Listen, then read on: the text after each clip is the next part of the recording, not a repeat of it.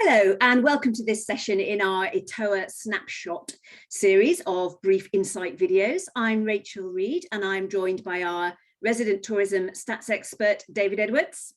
Today we're going to discuss approaches to measuring sustainability, which is a very tricky topic to cover. There are many metrics. So we're going to kick off with David and some slides and reports. Thank you very much indeed, Rachel. We'll begin by discussing a WTTC report called Destination 2030, which has been released very recently. And the goal of this report was to support cities in maximising their travel and tourism potential and to be stewards of their destination, so very practical in nature. The adopted approach identified 75 distinct indicators that sit beneath 8 pillars, with the result that each of 63 cities that were analysed could be allocated into one of 5 typologies. So what were these pillars? Well, they were scale, concentration, the leisure offering, the business offering, environmental readiness, urban readiness, safety and security, and last but certainly not least, policy prioritisation. So the adopted typologies, and remember there were 5 of them, we had managing momentum, and examples were the likes of Amsterdam and London. Then there were mature performers, examples being Dubai and Sydney. Balanced dynamics, Auckland, Vancouver, nearly always Auckland and Vancouver end up in the same pot, however the analysis is done. Emerging performers, such as Cape Town and Dubrovnik. And finally, what were termed dawning developers, examples there being Antalya and Mumbai. The report helpfully showcases examples of policies and strategies being implemented in different cities that underpin success to make that destination sustainable and ready for future tourism growth. Now on to the United Nations World Tourism Organization's report looking at measuring sustainable tourism. So this aims to provide countries with a common framework to measure the impact and contribution of tourism on the economy, on society, and on the environment. It's very important in that it provides a toolkit that can underpin credible, comparable, and integrated data. So statistical data sits beneath 3 broad pillars in the UNWTO framework. Those pillars are economic, with examples of data being tourism, GDP, and employment in tourism. Environmental, examples being energy use in tourism industries and the number of green jobs. And finally, social, with examples being visitor perception and accessibility. So a few points for us to ponder briefly. Defining sustainability, yet alone measuring it, is no easy task.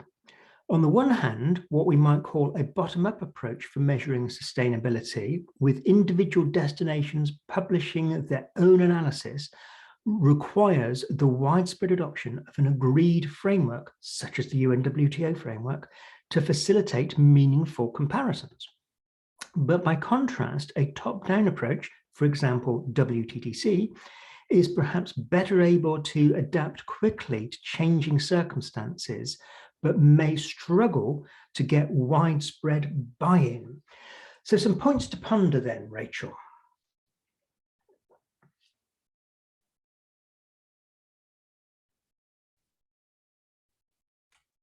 Yes, absolutely, David. And really, the thing that struck me was, in fact, just your first 2 words on there, defining sustainability is just no easy task. I think one of the reasons we have so many metrics, I mean, I'm struck by the 75 indicators of WTTC, is that sustainable means different things in different destinations, depending on their location, how much they rely on tourism. Would you say that that's fair to say? Absolutely. In a sense, where you could argue that the likes of Venice, for example, we think very much about, well, is it sustainable with relation to the number of tourists that there were in pre-pandemic times from a social point of view, whereas other destinations, perhaps, let's say, Costa Rica, think very much about ensuring and protecting the environmental offer. So it does, I think, always sit within either that economic, social or environmental area, but there are always going to be those overlaps, and it certainly is a really complex problem. Yes, and in fact, I wonder if we may sort of end up in a place where you have those main areas and you get a score, I suppose, on each of those areas, you know, and then go from there. That could be where we end up. Indeed, and I think what's very helpful about the WTC report is that it does try to analyze these 60 plus cities, but what it doesn't do is create some form of league table to say, oh, this city is more sustainable than the other, because I think that would not be a helpful avenue to go down. What it does do is create those typologies and then try to say, well, here's how things can be improved by identifying some of the policies that are already being deployed. So I think it will, as you say, always mean different things to different cities and to different governments. And in a sense, it will always be an amalgam of, well, how are consumers behaving, how are businesses behaving, and what is the policy framework that governments are putting in place. But it's encouraging that there are some great minds in UNWTO and the likes of WTTC trying to think about how do we credibly measure what sustainability means in the context of travel and tourism, because it's a growing issue that isn't going to go away. Absolutely. And I do actually wonder, David, just moving on to the next point you've got there, about the bottom-up approach, requiring this need to agree a framework. You know, I think that is something that we are involved in with the European Commission. It's one of their big pillars, is agreeing this framework kind of nationally or internationally. And I think it's a very long project. Indeed, this is one of the challenges of getting multinational agreements on any topic. It's really crucial that that work is done, but sometimes it can feel very much like pushing water uphill to make sufficient progress quickly enough. And in part, that is because you need to get the buy-in of lots of different governments. And of course, governments change complexion every few years. So you're always having to try and adapt, if you like, to a changing environment with regard to the stakeholders who are contributing to this dialogue. So I don't think that either the bottom-up or the top-down approach is by any way perfect, but I think both avenues probably need to be pursued in parallel. Yes, yeah, I mean, absolutely. And I think that is kind of the bedrock of the work that's going on at the Commission. I'm thinking on your third point to ponder here, David, about the top-down approach and the struggle for buy-in.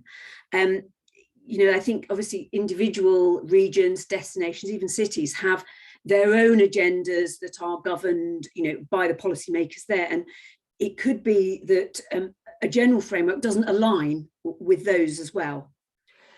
Absolutely. And there are many multinational organizations, whether it's the European Commission or UNWTO or whoever else it might be. So there's not, if you like, a single authority on this subject. And as you rightly say, in a number of countries that are perhaps more federal in the way they are made up, it would be down to individual regions to be collating the data and ensuring that the information exists, because all of this relies on good data. In a sense, some of the thought at the moment is about, well, how do we create either an index or some measure? But perhaps it's equally important that focus is on ensuring that good quality data on all aspects of travel and tourism is being collated at the local, regional and national level. And indeed, and in fact, that will be the topic of another of our snapshots. It's worth just pointing out that both of the reports that we've referenced here are available on our Insight Hub, etoa.org/insight. If you go there, you can find these reports under the sustainability category. So hopefully, David, next time we'll be doing a session with some KPIs. Would be amazing if we can get to that point with regards to sustainability. Until then, we look forward to seeing you on the next Snapshot Insight session. Goodbye.